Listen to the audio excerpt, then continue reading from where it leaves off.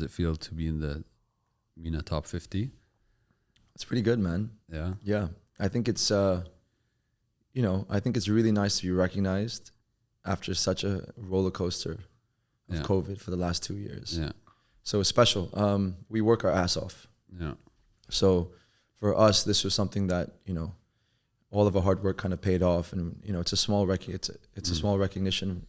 Actually, it's a big recognition, rather. Yeah, it's massive, dude. Yeah. MENA top 50. Think about how many people live in MENA, how many countries are in MENA, how many restaurants are in MENA. Like, it's a massive accomplishment. And when we're in hospitality, we're always looking at researching, getting inspired from different restaurants, and I'm always looking at different lists, and there's always the 50 best that you look at, and you always you look at where you want to be or where you aspire to be.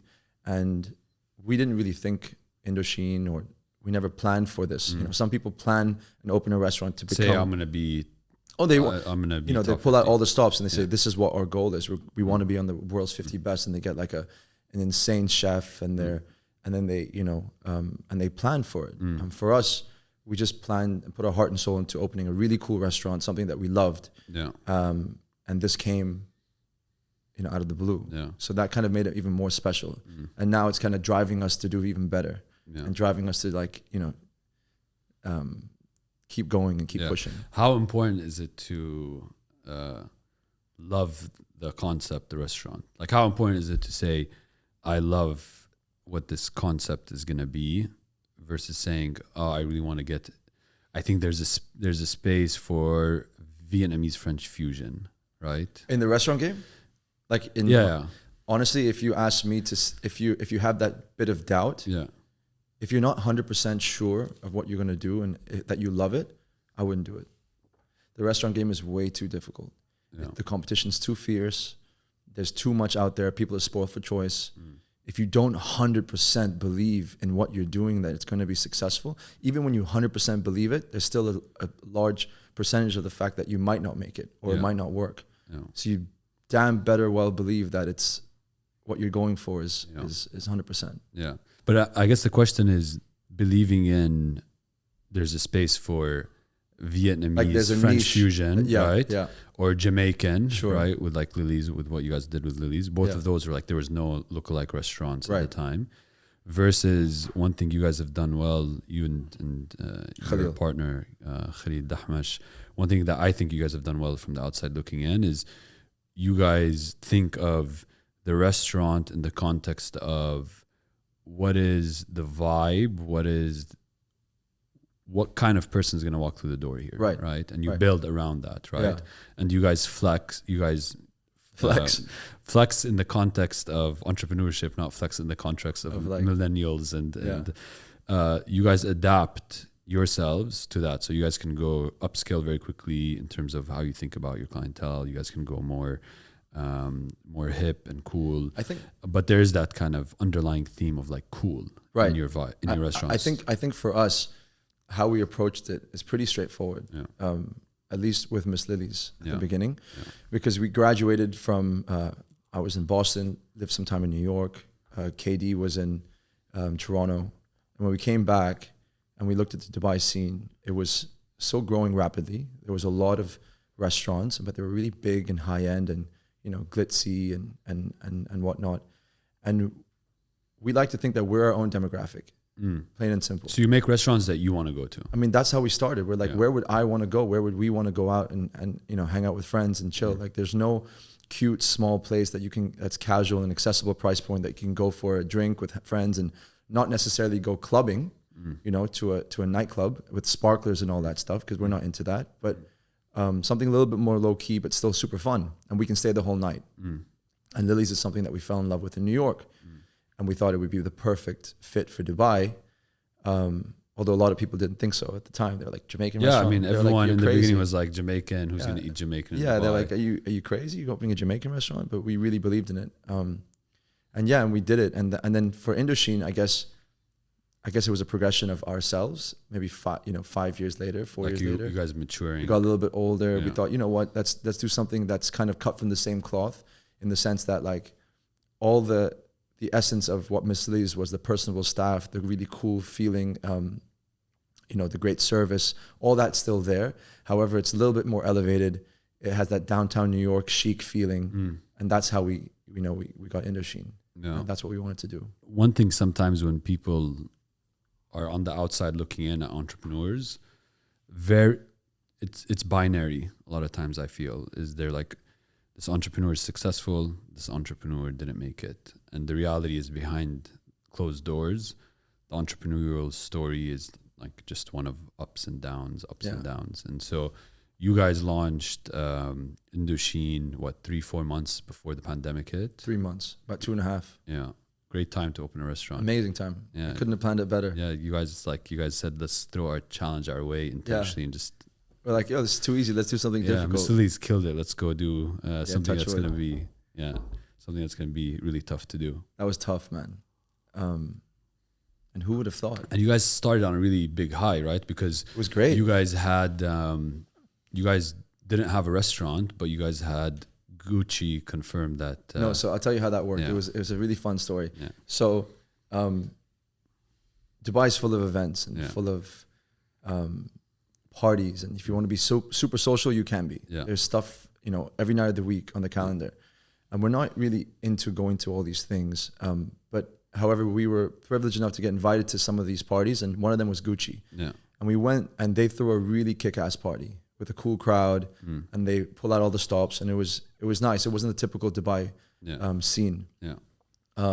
So when we launched Indochine, similar to Lily's, we wanted to launch it in a way that was a bit unique, out of the box, to kind of create some hype and garner some attention, right? So for Indochine, what we thought was, because it's very fashion-oriented, it's glamorous, we said, what better way than to kind of tie it with a really top-tier fashion brand and see if we can collaborate somehow. Yeah. So we happen to know some of the girls who worked at Gucci. So we went up to them before opening and we said, hey, if things align and the timing works out, would you consider throwing your annual party at Indochine? And they were like, you're opening? I'm like, we'll show you the renders. We'll give you first look. So at this point, you didn't have like an actual restaurant to take them and show them. So we showed them a laptop with the render and said, this is what we want to do. Yeah. We're building it. Yeah. And this is the timeline. Yeah. Would you be really interested? And they loved it. They said, look, Indochine's in New York. They're synonymous with all the best fashion brands. Yeah. I think it's a cool idea. And then we went to build and we kept in touch. And towards the very end, they came up to us and they're like, hey, it's working out. We spoke to our vice president, whatever, they're down for a party in, I think it was November 26th or something like that. Are you guys ready for it? And we were like, yeah, we'll do it. Let's do it. And we look at each other and we're delayed a bit. Yeah. The restaurant's not complete. And we're just pulling all-nighters and we're going. It was ridiculous, right? Yeah. But we go ahead and we confirm with them. They get the guest list out. And our business partners from New York were in town, which are amazing, Serge and Jean-Marc. And, we look at them as mentors, but what they were there and helping us, and just going through the trenches with us and doing everything with it was really, really nice to have that support too. Yeah. And we were building, and there were so many different ups and downs, that thing. I think we cried probably a couple of times. We started like cheering for joy. The liquor license didn't come on time. I don't even know. There was a sheikh who passed away, which delayed things. And at the very end, we managed to make it. We got everything in line. They had an amazing guest list. They flew down Majid Jordan, the R&B duo. And we opened with Gucci to throw a private party in Indochine as the first look to everybody, like 200 people. And the restaurant wasn't fully complete. So if you went there now and you went there before, if you looked at the details, there are definitely things that we did after the party, but it was enough for people to just really love it and enjoy it. Yeah. And no one's looking at the details, right? And that's what Serge, our business partner, kept saying. He's like, it's cool. It looks beautiful. Don't stress about the small stuff. Yeah. He's like, just throw a kick-ass party. We're like, okay, cool. Yeah. And we did. And it was amazing. Yeah. And all the right people came. Majid Jordan performed. It was really special. Me and KD looked at each other with like, emotional cheers. In the middle of the party. We were like, cheers. I love you, bro. We're like, oh my God. It was amazing.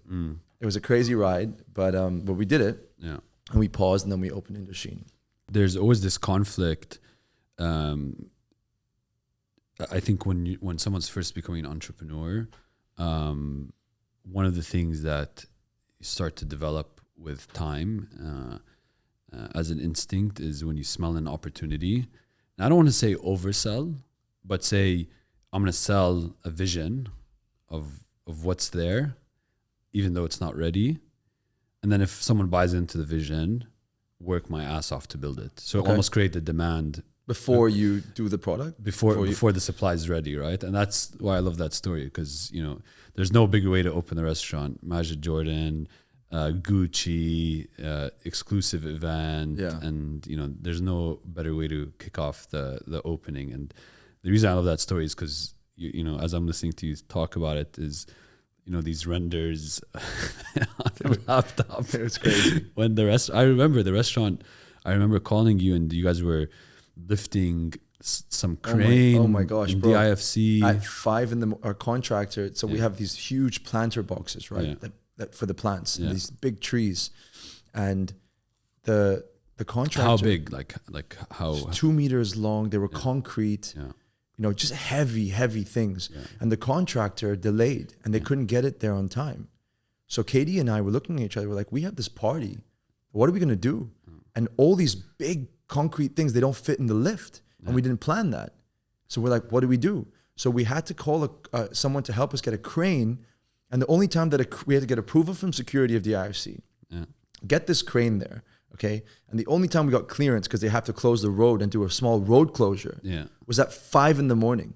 So at 5 in the morning, we're sitting there in the middle of DIFC in the square with a crane, and these huge concrete things are swinging. And if one mistake and it just bashes through the glass or something, we're done. Like forget about opening, we're finished. The IFC is going to close us. Yeah. And we get the concrete boxes there, the planter boxes. They get into the restaurant, and it was ridiculous. And then everybody who knows Dubai, it's difficult to get a liquor license unless you're part of a designated area, hotel or whatever. But even so, when you do, there's approvals and there's process and all that stuff. And when you go and you apply for the liquor license, you apply with all the papers, all the documents, everything is completed, and it has to be completed. And back in the day, from my experience at Miss Lily's, when you go for your liquor license, they say, great, thank you very much. You show the pictures. Is the space ready? You're like, yes. Then they could take a month, 3 weeks, maybe 2 weeks if you're lucky. Yeah. And you have to keep going to persist. Like, please, sir, can I have my, can you come do the inspection so I can get the clearance so we can open? So that was our mindset, right? So we go in advance, preempting they're going to take 2 weeks, 3 weeks. And the restaurant's still pretty much a construction site. Yeah. And I go to the guy and I sit down with him. I'm like, hi, I'm from Indochine restaurant. This is the restaurant. And he looked at me and I think the process changed from Lily's to now, or the main guy left. So this much more organized and much more structured. So the guy is very nice. He was like, thank you so much. Everything is here. You have all the paperwork. Cool. He's like, before I left, he's like, you ready? I was like, sorry. He's like, khalas, you finished? You complete? I was like, yeah. He's like, you sure, huh? Because if I come and it's not ready, then it's problems. I'm going to delay you longer. I was like, no, we're done, man. We're done. It's like, okay. But cool. You thought he'll come in like 2 weeks. A week. I thought 2 weeks, right? Because everyone's like, it takes ages. It takes a month. And we had to plan. Yeah. So we got like, cool. We go back. And I still remember this day. This was nuts. Yeah. This is like 5 days later. Yeah. We're at site at 9 o'clock at night. And we pull in all day. And the place is like, it's ready, but there's still a lot of like construction stuff that you need to remove, like the debris and clean up, right? And it's still there. And I remember huddling in a circle, and I remember saying, guys, I have a weird feeling, like, why is it taking so long to get this garbage out? What if the guy comes in 5 days or 3 days? We need to make sure we're ready. Yeah. I'm like, yeah, we will. So, we're going to do it. We're going to do it.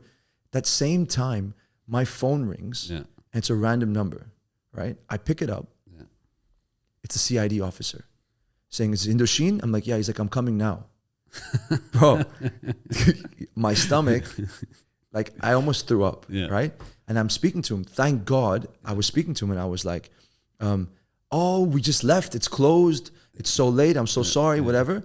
And as I said, he's like, really? it's closed. No one's there. And I was like, it's closed. Can you come back after the weekend? Whatever. Yeah. And my phone dies in the middle of the conversation with the CID officer. So you don't know if he's coming or not. I don't know if he's coming, if he's not. Yeah. I'm running around. Katie's running around like circles. We're looking at each other. Where's a charger? Where's a charger? I run across the DIFC screaming. Yeah. We go to Maison de Fleur next to LPM, ask for a charger. So you can call the guy back. Call the guy back. When I put it in, because it hung up automatically from the phone die, it didn't save his number. So we had no idea who he is, it was nuts. He didn't come, thank God. Yeah. But these are like the little things that happen when you're building something, or like, that's very memorable, but it will stay with us. And then, so you guys open, crazy high, Gucci, this, that, and then COVID. Yeah, and then COVID. And we got shut down, lockdown for three months, which was really tough. It was very brutal. And, ever since then, we've just been kind of just trying to survive, really. Yeah. And, when you open a restaurant, you have a very small window of opportunity, I say, to make it or to leave a good impression. And I think we did. But once we closed down, we never... So when you open for we also start with a very small circle. We like to build it properly and organically and get the right crowd in there and make sure that the right people are in the venue. And even if it's not full, it's like you're going in there and it's a really nice, awesome crowd, right? We want to cater to the creative community that in DIFC. And because of that reason, we never went to the masses just yet before we shut down. So when we reopened, it was almost like we had to rebuild from scratch, which was quite challenging because we had to do it with restrictions and we couldn't really show what Indochine was fully about with like distances, no bars, and all that. So it was tough. How do you decide to keep going? I mean, at what point do you say, in your own psychology between you and yourself, how do you decide that, or between you and your partner, do we keep going? Do we keep fighting? Do we keep pushing? I think it varies for everybody, right? I mean,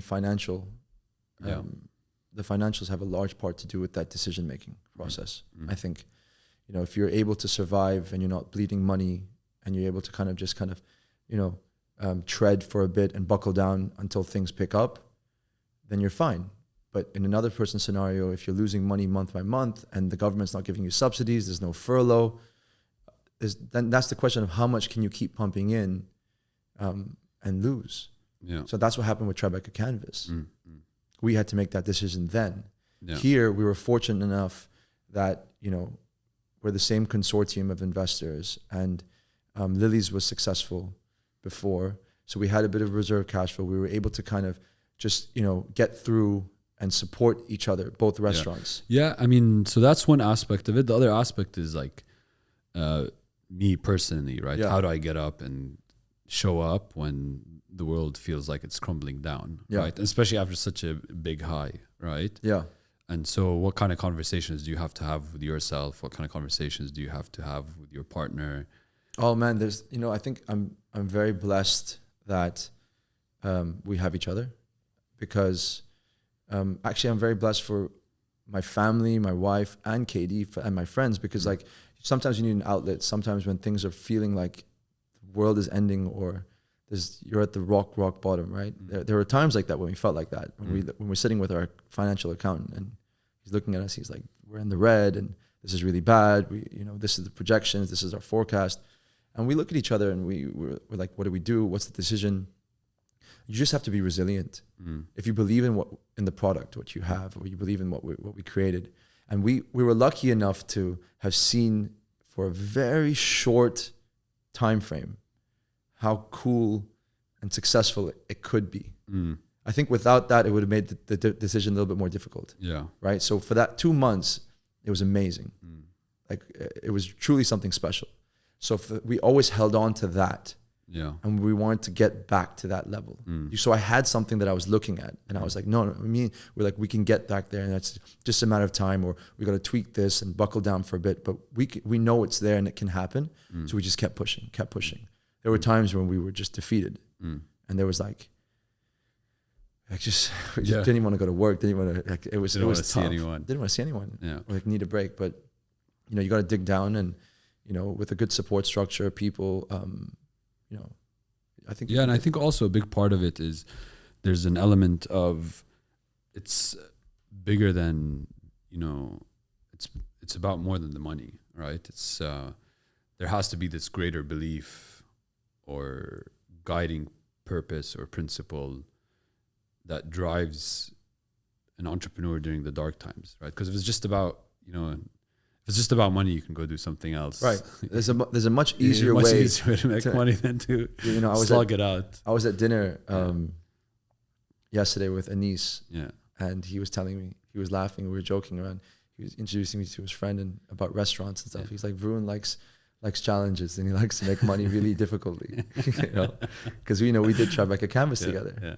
And I think that failure at the beginning of my career in restaurants really also helped fuel me and drive me. Yeah. Mentally.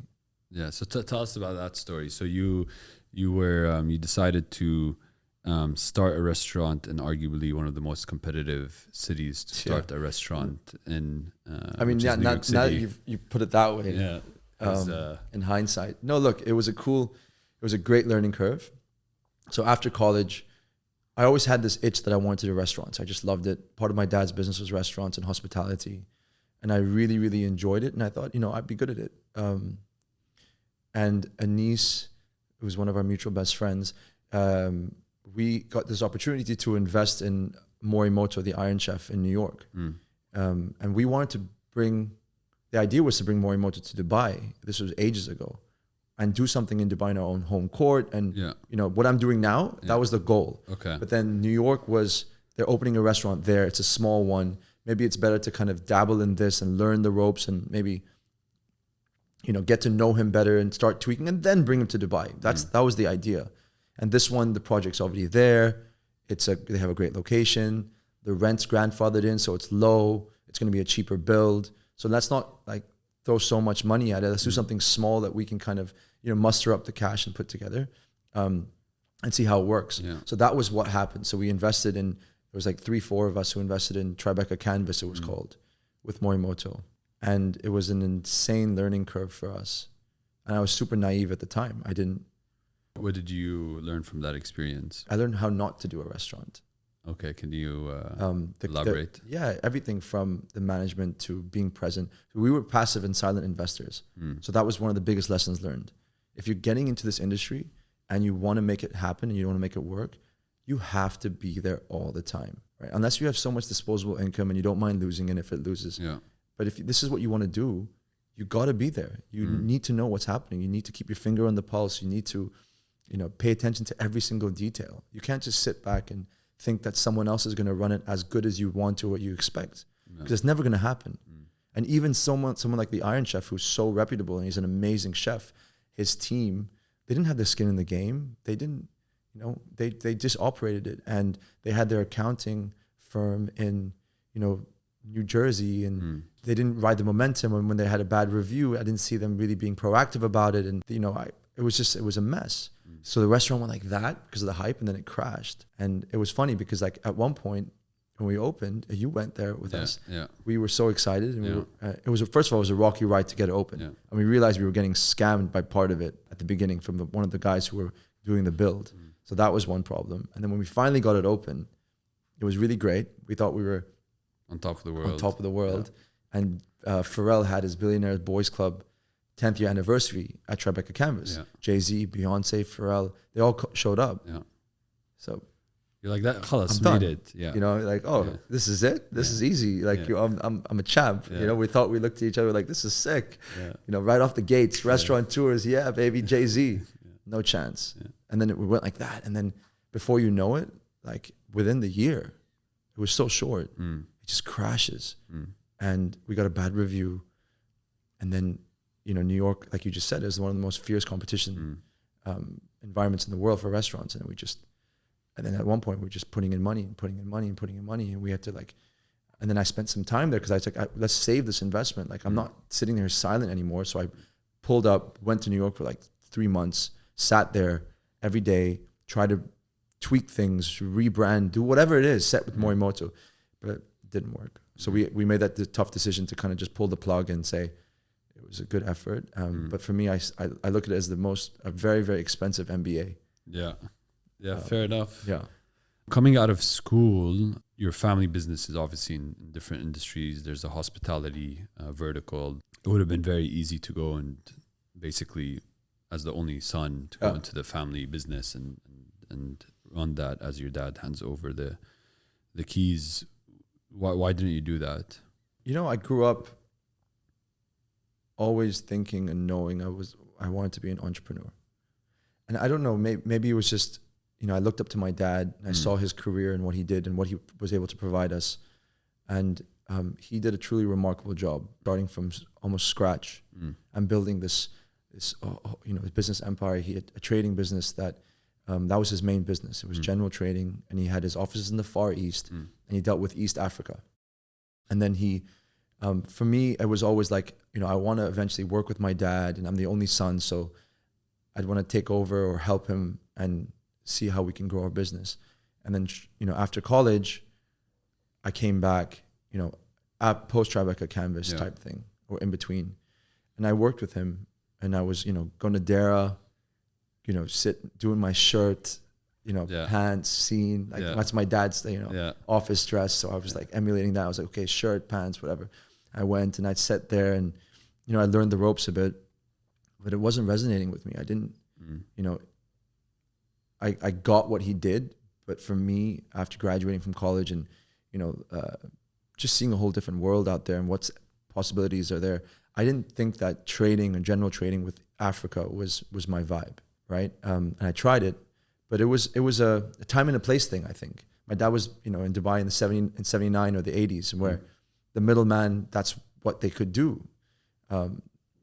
He sourced, he supplied, he made these connections and these great business partners and all around East Africa, and they spoke to each other in Hindi, and it was a whole different world. And dealing with Africa is a whole different type of business, right? And I didn't really think that was for me.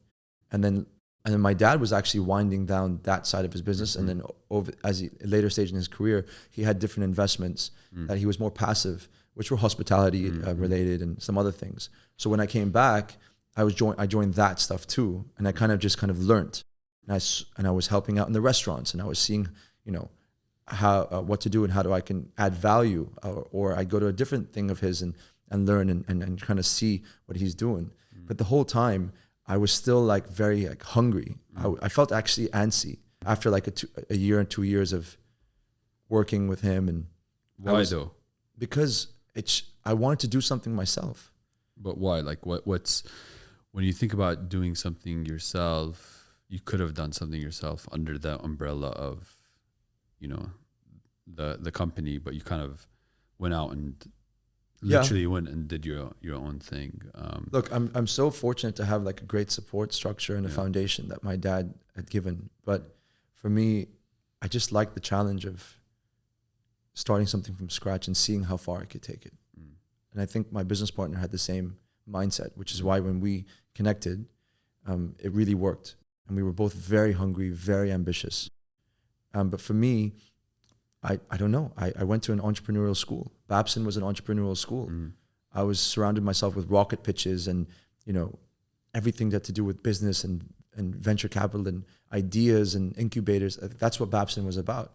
You surround yourself with amazing people from all around the world, and they just talk business. And some of them come from great family businesses, but a lot of the kids come in with a complete different mindset or a track. They want to do something else. So they have a startup that they did in high school. And they're trying to hone their skills to make it successful after college. I feel like for the next generation of entrepreneurs, if the father's been successful or the family's been successful, it's somewhat, that creates a little bit of pressure, right? Because there's like a legacy that you almost need to kind of, like a shadow that's been cast that you almost need to kind of step out of or continue. There's no right or wrong answer. Look, right? I have some friends where they're very smart, and they've come in to their family's business, and they're able to really, take control of it or add a different vertical and contribute and grow it. Some of my best friends actually, and I think that's amazing. I think it's mindset. Like, some people look and, it's just your dad's business and stuff. But if you're really motivated and you're good at what you do and you're a smart kid, you can really level up right? And that's the goal for that thing. My dad, his trading business was kind of dying down and winding down, and the rest were kind of investments. So there wasn't really a business that I could take over and that was structured enough that I could grow. So that's why I had that also, that yearning to do something like that, where I could control something, I could structure a company and grow it and see how it goes. You know, I think you're hitting on a really good point, which is like, I agree, you guys are super hungry, right? As you're kind of sitting there working with your dad, you have this itch that you want to go out there, do something. What's the aha moment where you're like, okay, I found it now, right? And how do you have the conviction to say, okay, this is what I'm going to go do, right? Especially after the Tribeca canvas debacle. Look, the good thing is my pops has always been super supportive, and I love him for that. My mom, I was down when we lost Tribeca canvas. I was really down. I was demotivated, upset, and angry. You know, like it can't. How do you lose quite a significant amount of money so short? And I tried, and we try to fix it, but it just, it is, you take it on the chin and you move forward. And my dad kept saying, he's like, look, it's okay. Entrepreneurs fail, they succeed, and it's all part of business. Just take what you learned from there and then use that moving forward. Don't get demotivated. You're still young. You still have your whole life ahead of you. He kept telling me, he's like, you're lucky it happened to you now rather than maybe later in your career, because you're bound to fail at some point. That's something that's a reality. And if no one accepts that, then they're wrong, and they should accept it. Yeah. So for me, it wasn't an aha moment. It was coming back and working and just thinking what to do and whatnot. And then, was it kind of hospitality restaurant? I always wanted to do it, but then I kind of retreated slightly after that. Yeah. So when I came back, I was looking at different things. And then KD, who was one of my boys at the time, he was in a similar kind of situation in the sense that he was working at Deloitte. It wasn't him. He was consulting. He didn't like this whole like tie. It's not him. You know him. Yeah. So we'd hang out. Although he does like typing, types like like with this, his fingers. Like that, So he has hands made for typing. Vigorous typer. Yeah. Strong. Those finger muscles are strong quite, typer. Yeah. So we would just shoot the shit, and he's like, we thought of different companies. He's like, let's do something together. I was like, I'm always down. I would love to. And we just, talk about random different things that we'd start, and then one day he came up to me. He's like, would you get back to the F&B game? And I started laughing. I was like, this is the only industry I was like, chosen. I was like, I would love to. I'm a bit scared, but I would love to. I would love to if I can control it, like not invest, because that's just the wrong way. And he was like, no, like I'm down to actually do it with you, because F&B, and I don't mind doing that. I love that too. And then we just started talking, and Miss Lily's clicked for both of us. It's something I fell in love with when I was in New York. He loved jerk chicken and wanted to open a jerk chicken restaurant. So when we was talking about Miss Lily's, we were like, it's perfect. So then the whole story started, and we tried to get the concept, and that's what happened. Yeah. And then we took a risk, and then I imagine the conversation if, speaking to my dad or my mom, whoever, like, I'm going back into the restaurant game. I thought it'd go actually much worse than it did. Yeah. But they were supportive. They were like, you sure? And I was like, you know what? I am sure. And this time I'm going to do it. And control it and make sure that I approach it in such a clinical manner that I won't let it fail. Like I went with, there's always an if, or when people say you open a restaurant, there's like 9 out of 10 fail, or there's a large percentage of you that might not make it, accept it. I didn't have that in my mind. I was like, there's zero chance I will let this fail. I can't. You know what I mean? After the first, I was like, no chance. But did that come from being slightly delusional, or did it come from being like social pressure? Like, I can't be the guy who had I don't think it had anything to do with social pressure. Yeah. So what do you think drove that? Like, it was personal. It was almost like, how do you call it when you're, I'm losing my word right now. It was personal, and it was like, you always want, to prove myself, right? I wanted to prove to who? To myself. Okay. It was all myself. obviously I didn't want to let down anyone again or whatever, but it was more for me to kind of prove it to myself that I can do something and I can make it. That was the first shot that we took, and I missed it. I airballed it, but this time you were never a good basketball player. I was pretty good, bro. Yeah, but I mean, this desire to, it's like proving yourself, make your dad proud, proving yourself to, like, you know, say, when you look in the mirror, say, I can accomplish like this. Like Cool Runnings? What do you see when you look in the mirror? Yeah, I mean, what's the dynamic? Like, prove yourself to what, to who? Like, what's that? Where's that coming from? I just wanted it really bad, bro. Yeah, fair. Listen, I think there's a big thing where some people just hate to lose. You know what I mean? Like, some people just. I mean, you can't be delusional about it, right? That's what you're saying. There's always. No, it's not about delusional. It's about sometimes there's like this fire of like, I want to go. Yeah. And I want to prove myself, but the underlying dynamic of what's driving that can be many different things. And sometimes like what? Give me some like examples. Sometimes it could be like, I'm super competitive, right? So like, for example, for me, I actually hate to lose more than I like to win. Right? So I hate losing, and that emotion is bigger to me than the love of winning. Okay. Right. So that fuels me a lot. It's like, I mean, I hate losing too. Yeah. Been on the paddle court. Yeah. And I play. Yeah. So you're a sore loser. And I'm not a sore loser. Okay, that's the difference. Okay, fair. I take it. Yeah. I hate it. Yeah. But I bottle it up inside. Yeah. And it makes me practice or get better, and I try and get back on the court. What role does fear have to play in entrepreneurship? I think quite a big part.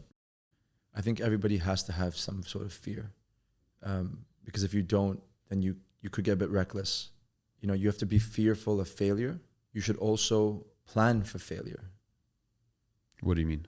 An entrepreneur's journey is never smooth. Okay. It can't be. And, you know, maybe there's a few that get very lucky and are blessed, and they can make it big very quickly and they can retire. But if you're taking this journey, there's going to be a point in time where you have, like you said, trials and tribulations, right? And you need to plan for it, because if you don't, and you don't prepare yourself, whichever way it could be, then it'd be very difficult to pick yourself back up. And this is something I've learned now after opening 2 restaurants, going through COVID, losing Tribeca Canvas. If we didn't plan or understand how to be nimble enough as an organization, or then COVID would have been extremely difficult for us. And that came out of the blue. It's not like we were prepared to close down. You guys had planned for it, because I know that you had said before that earlier in the conversation that you had some reserve from Miss Lily's. Yeah. So this also helped come from Tribeca Canvas, knowing that in a restaurant you need to have a significant amount of operational cash flow to keep going. So if things are rocky or it takes time to kind of get to where you need to be, you still need to pay your salaries, you still need to pay your rent, you still need to have a cushion. So when we opened up Miss Lily's, that was one of the things we implemented. We said, let's make sure that we keep, no matter if we're successful, no matter how successful we are, we need to make sure that we keep a sufficient amount of reserve cash flow, maybe more than we should have, you know, but we did, just to be prudent, just to make sure. You never know. And that helped us with, you know, in the long run, with something that was unexpected. No, I love that, planning for failure. You have to. And one thing I've been pushing with our team a lot this year is plan for the best, prepare for the worst. And that way you're kind of using both sides of your mind, right? The one side, which is, let me capitalize on opportunity when I see it, but then let me be prepared for Things the downside. Yeah. I already have the plan ready. Exactly. Right. I'm not caught, you know, with my pants down. Yeah. You're just gonna let that one slide. Yeah, just casually. Okay, fine. No one wants to see you with your pants down. Okay, cool. I guess if I think about where it all started, I think the first time we met, we were talking. It was business studies. Yeah, I think I was in 9th and you were in 10th. Yeah, 10th grade, and even then, the business idea Johnny Rockets came up with was franchising Johnny Rockets. Yeah, it's crazy, huh? We would have made a killing. I don't know. Is it still around?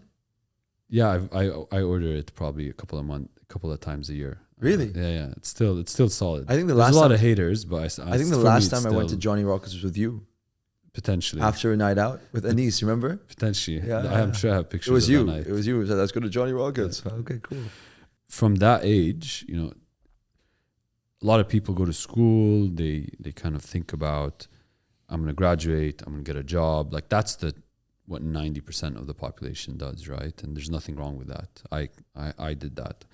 But it was very clear from like a really early on in your academic tenure that you were already thinking about getting into entrepreneurship. Right. Where do you think that comes from? Kind of going down that path of entrepreneurship versus going down the path of... That has to be my dad.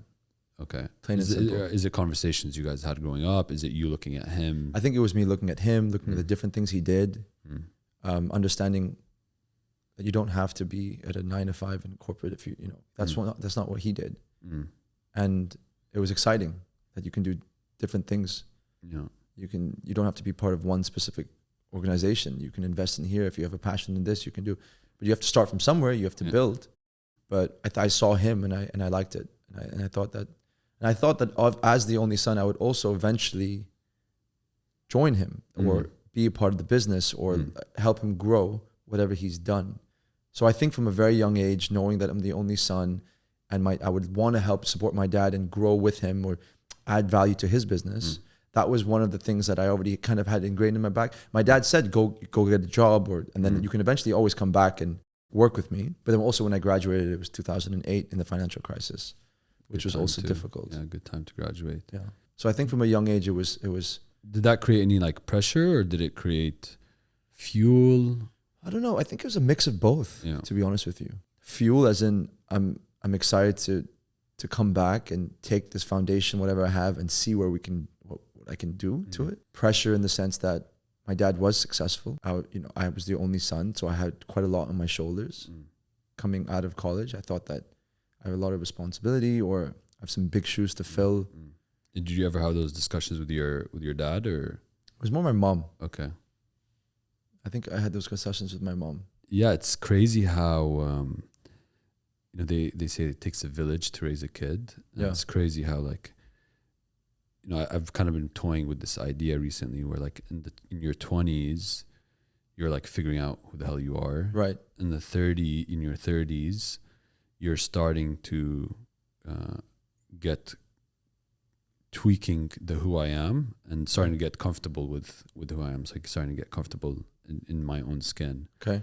And so I think in that 20s, all those experiences we have are important on a professional level, but also on a personal level, because I think they help shape, those experiences help us to start shape who we are going to become, right, in our 30s. And what experience for you, or like which special experience you think? I think it's a series of I don't think there's one experience, right? I think it's everything from small things to big things that end up shaping the person we become, right? Like if I look at university, I mean, I went and studied engineering, but university for me was a lesson in life, not a career path. It was not something that built the foundation for my career. Sure. And so I know a lot of people hate on university and the academic system, and to some degree I agree with them. But for me, it was a life experience, and that's really helped shape who I've become. But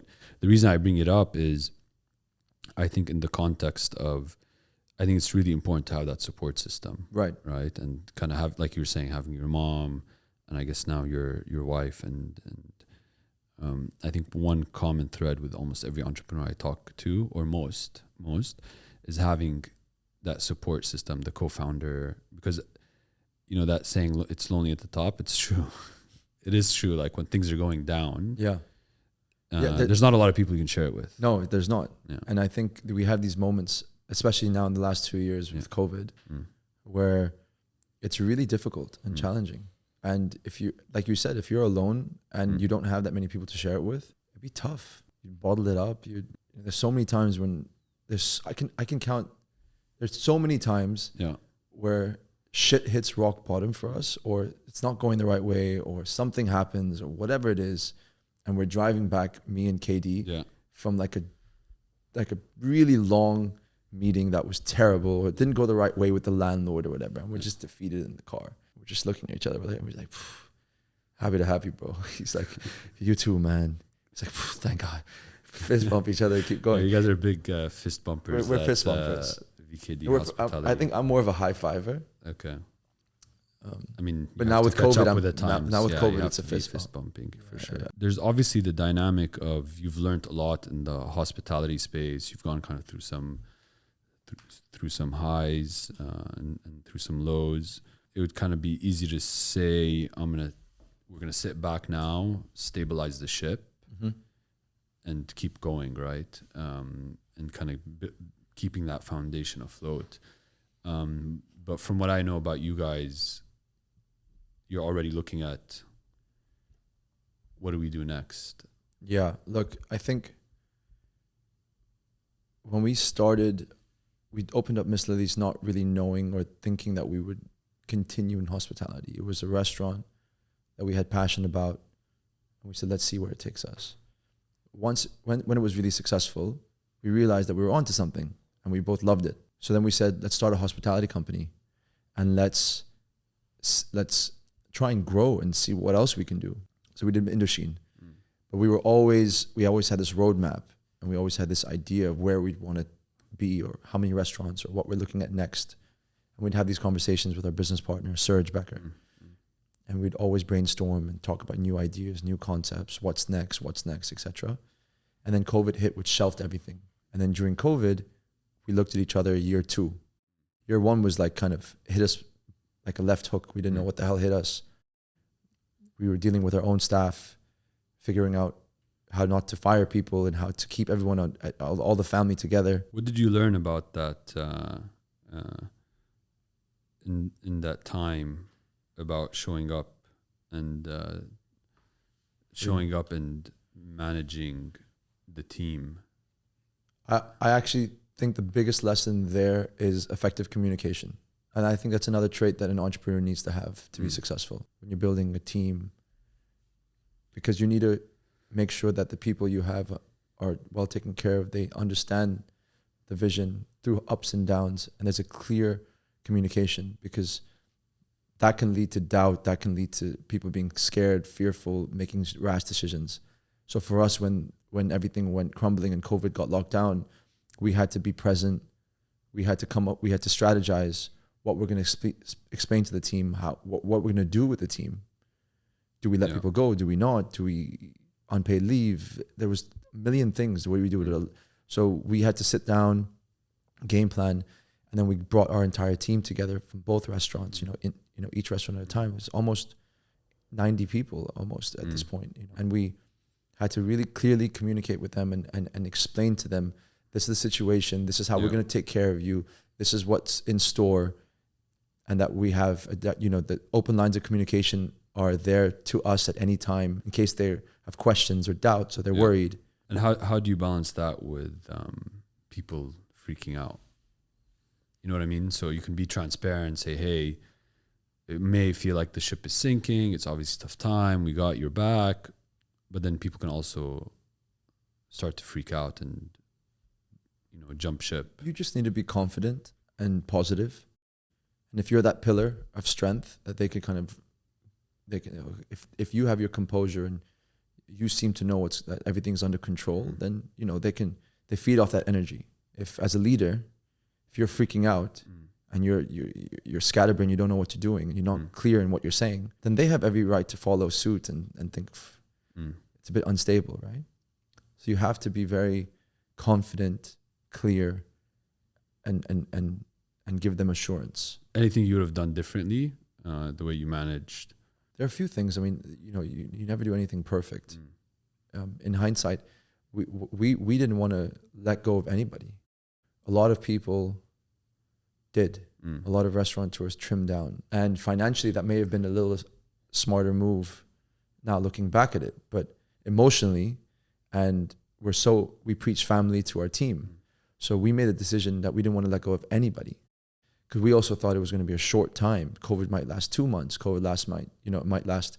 We don't know how long it's going to last. So we came to a decision unanimous decision of our team saying, let's keep everybody and not, they go on unpaid leave because we're shut down, but we'll take care of their housing and their food. So all the essentials are there. It's just buckle down, bear with us, and that's how we're going to navigate. And we thought in our mind that people are laying off staff and we don't want to be that people. And one thing, once things pick up, hopefully in 2 months or a month, whatever, we'll still have our original teams. Yeah. We'll still be in a position to really push. That was our mindset, right? You never want to let people go. It's never a nice feeling. But sometimes when you have to make tough decisions based on the business. But we didn't. But then it lasted. But that also defines the culture of the company now, right? Yeah, like I mentioned to you, we really preach family. Yeah. And we handpick every single one of our people, including the bathroom attendant. We interview them. We make sure that they have that nice sense of hospitality that we want to give to our guests. But we digressed. I was telling you just on that point. Hold up. I think culture is defined in the hardest times, right? Yeah. And I think you've always preached family, and what you guys did with the restaurant, that's when you put the pedal to the metal, right? That's really when you say, we've been preaching family, but the way we act now has to be like family. Family, right? You don't just cut your family when things get tough. Yeah. You can't. Yeah. And so we didn't. Yeah. So you guys are now, you guys had a bunch of success with Lily's. You guys say, we're on something to do in Dushin. You guys are brainstorming. You were telling a story and then I cut you off. No, it's fine. No, I was just saying that we buckled down for the first year and then we strategized for the next, and we sat down, put pen to paper, put down different restaurants and ideas, what we wanted to do. And we always thought we wanted to create our own concept third. Yeah. That was the idea. We got on the phone with our business partner in New York, and we started brainstorming ideas. And we have stuff up our sleeve, and we planned, and we took advantage of some opportunities during COVID that we could have.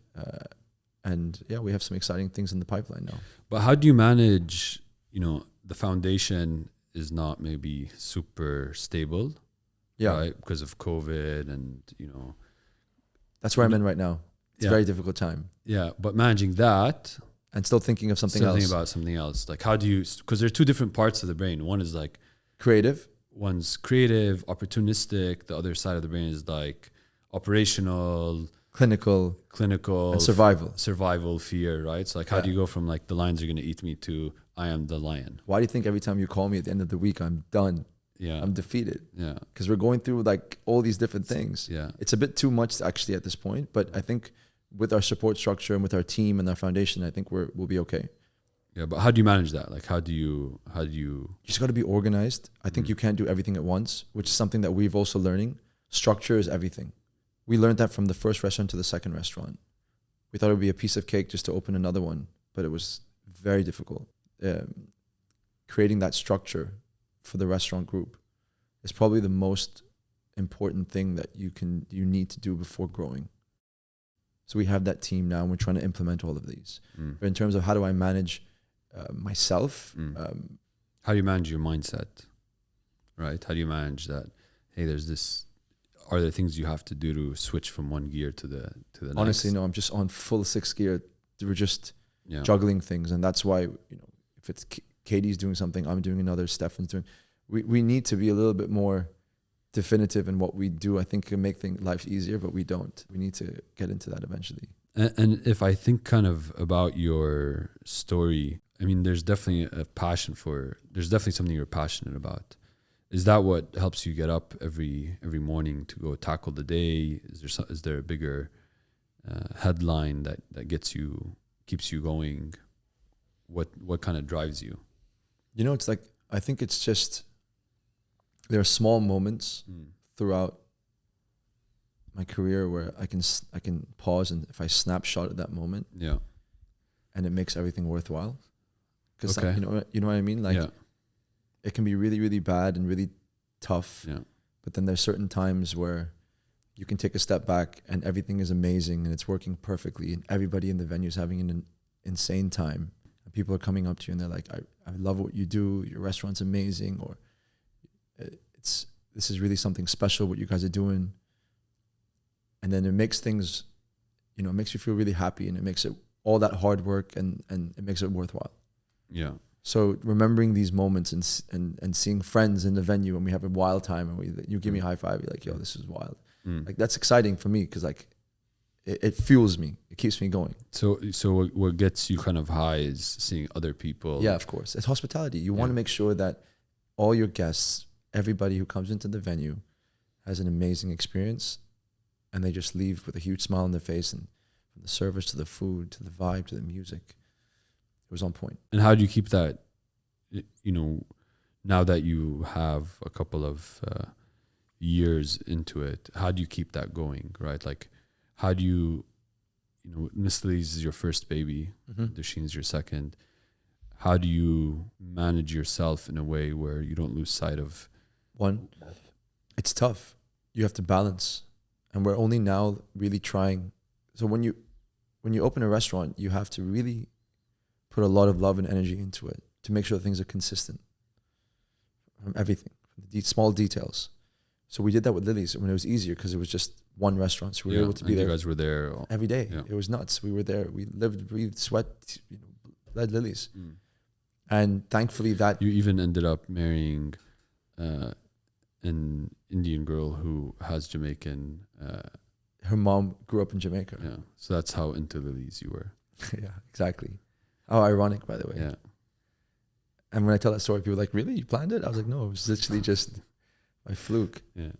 But so where were we at? We were talking about managing both, making sure things are consistent. So when you had Lily's, it was obviously easy, right? Yeah. And then Indochine happened, and we're trying to juggle both, but you still can't let one go down. It's a balancing act. It's about putting the structures in place. And thankfully, Lily's was like a well-oiled machine by this point. And another thing which we did, by the way, which is I think was quite beneficial to us, minus COVID, right? Let's not talk about COVID, was we grew organically. We weren't the type of people that opened one and then within the first year was successful and said, let's open another one or two more. Because I think that would have been disastrous. Learning even after having a foundation of Lily's and going to Indochine and still facing difficulties. I could have only imagined if we were a bit rash and said, let's open one next year because we're successful. So pacing, organizing yourself and the engine, which is like the foundation and stuff, like getting that right will help you grow. I keep saying that because it's so important. We learned that the hard way. So for us now, Lily's is like a well-oiled machine. It's going. We have a great team there. Some of them from the originals, and we're really blessed to have them. So we can spend less time at Lily's now and give more focus and energy into Indochine, which needs that love that we put into Lily's at the beginning. So we still make it a point to go to Lily's once, twice a week, me, KD, whatever. But a lot of our time now is making sure that we're getting Indochine to the level where Lily's was when it's going. And that takes time, and that takes a lot of energy. I can imagine in your industry, it's like when you think about growth, you know, growing the group, growing the business, it's like you pour in a lot of blood, sweat, and tears into a restaurant. It gets to a certain point, and you have to go do that again. Yeah. Right? So it's like you have to kind of put in. I can't imagine the next restaurant's easier than the first. It never gets easier. Yeah. There's always challenges. Something happens. Just each project is just as difficult. Yeah. So then what's the North Star? Like if every time you open a new project, it's exciting. But you know you're gonna go through the shit to open it. Yeah. We're not naive, you know. Yeah. We chose this industry. Yeah. It's very challenging, but the end product is worth it if you get it right. What's that moment when you open a restaurant and you're like, this is the moment I've been waiting for? I guess it depends on each restaurant. Like that Gucci party was the moment we were waiting for. The moment you didn't know that was coming. We were like, whoa, yeah, such a relief. Like sick. For Lily's, it was different. For Lily's, it would have been when it was packed and we started getting these celebrities walking in left, right, and center. Yeah. And we were meeting all our idols and all our people that we like follow since we were young. And like Shaggy. Shaggy was there. Floyd Mayweather. Bella Hadid. Waiting for that one. A lot of people. It was cool. Your boy, Ed Sheeran. Ed Sheeran. Knowing that there's that amount of energy that needs to go into every restaurant, what's your North Star? Like, where are you going? Where are you headed? In terms of like our company? In terms of your company, or like when you think about, Varun in 20 years or VKD Hospitality in 20 years? What does that look like? I think we want to grow and be a real big force to reckon in the hospitality industry and be a big player. And we're also looking to expand internationally eventually. So that's the goal. The goal is to really solidify ourselves here and have all our restaurants operating successfully, and then perhaps move to a different territory, maybe like London or this. That's what we want to do. So we're still in infancy, if you ask me. It's really, it feels like I've been doing this for so long.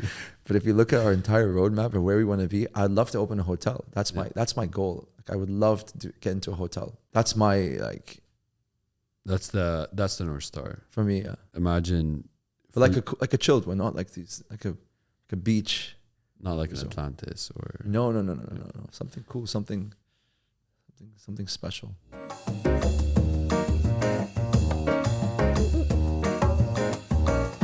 I heard you say a couple of things in the discussion today that really kind of I'm walking away with. One, especially plan for failure and be nimble. I think the discussion around culture is defined in the hardest of times, and what you guys did with the family there. And then I think another one around when things get tough, remembering the wins and using that as fuel to keep going is another massive one.